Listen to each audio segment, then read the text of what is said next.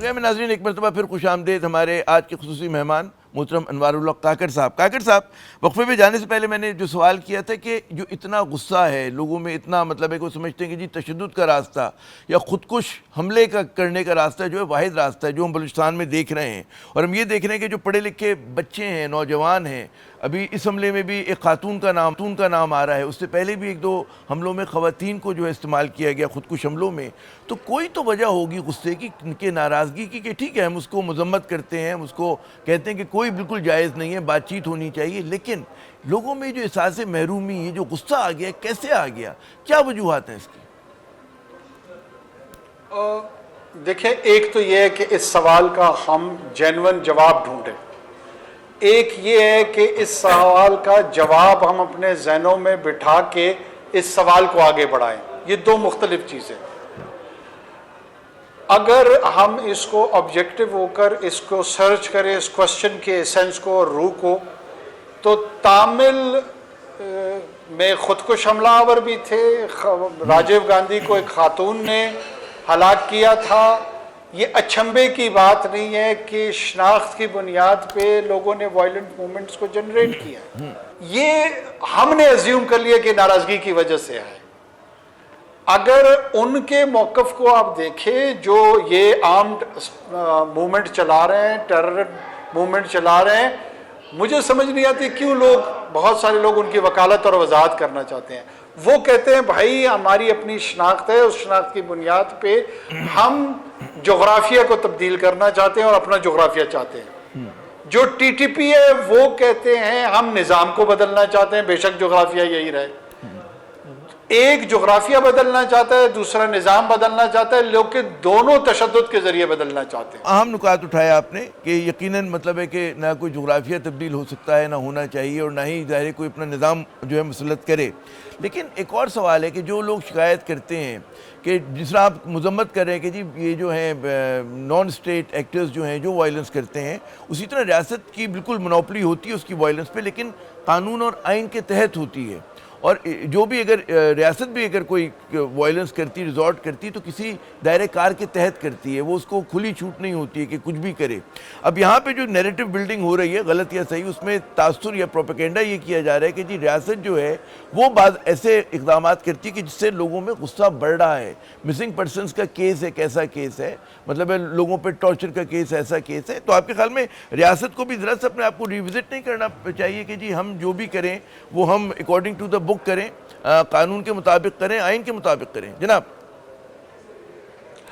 اچھا، اس میں آپ نے بہت میرے خیال میں پرٹیننٹ سوال اٹھا دیا ہے۔ دیکھیں، یہ سمجھ آ رہی ہے کہ دو فریق ایک دوسرے سے فزیکلی لڑ رہے ہیں، ایک فریق ریاست ہے اور ایک فریق نان سٹیٹ ہے، اور ایک فریق کا بیانیہ کچھ اور ہے اور دوسرے فریق کا بیانیہ کچھ اور ہے، لہٰذا دونوں بیانیوں کی بھی جنگ ہے۔ پہلے تو ہمیں یہ اکنالج کرنی چاہیے کہ یہ کانفلکٹ اور یہ جنگ ہے۔ جب ہم یہ تسلیم کر لیں گے، پھر ہم اس کی آئینی value, lawful value, legal value, universal value, ان تمام پہ مباحثے کو چھیڑ سکتے ہیں۔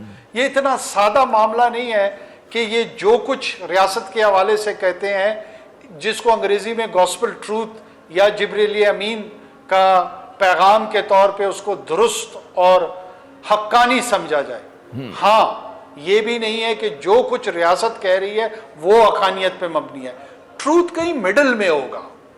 18,000 آدمی لاپتہ ہو گئے، 8,000 آدمی لاپتہ ہو گئے۔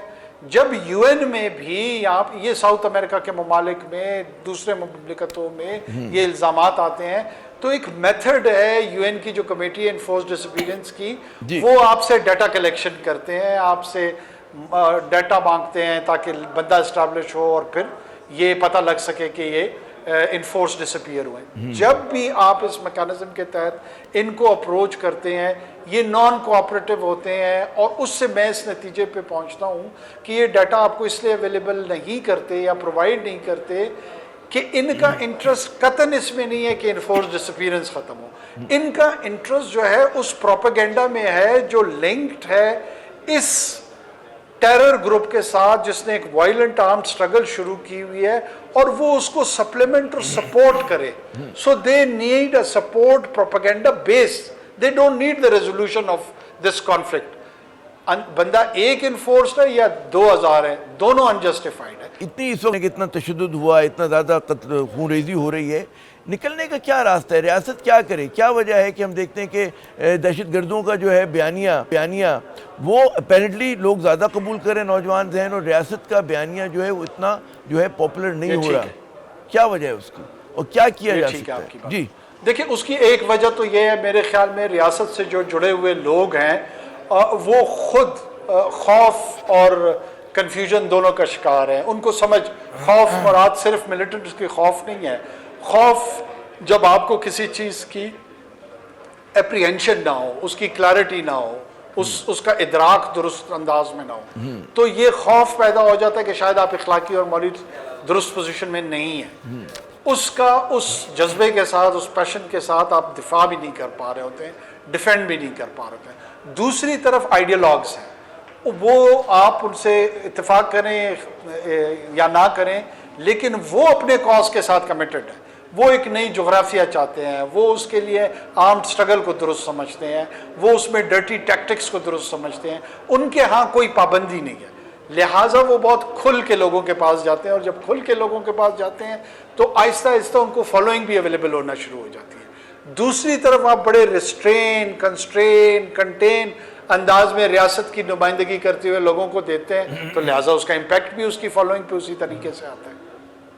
जनाब बहुत बहुत शुक्रिया जनाब अनवारुल हक काकड़ साहब, आपने अपना कीमती वक्त दिया. नाज़रीन, काकड़ साहब की गुफ्तगू सुनी, ये बिल्कुल इन्होंने सही कहा कि मियाना रवी जो है, सच जो होता है वो इंतहाओं में नहीं होता बल्कि कहीं दरमियान में होता है. और सच को पेश करना जो है ज़ाहिर है कि रियासती इदारों का जहाँ पे काम है, हुकूमत का काम है, वहाँ पर मीडिया का भी काम है, और हमारा और आपका भी, जो तमाम लोग समाजी मीडिया को इस्तेमाल करते हैं. आमिर ज़ैद को अगले प्रोग्राम तक के लिए इजाज़त दीजिएगा. खुदा हाफिज़.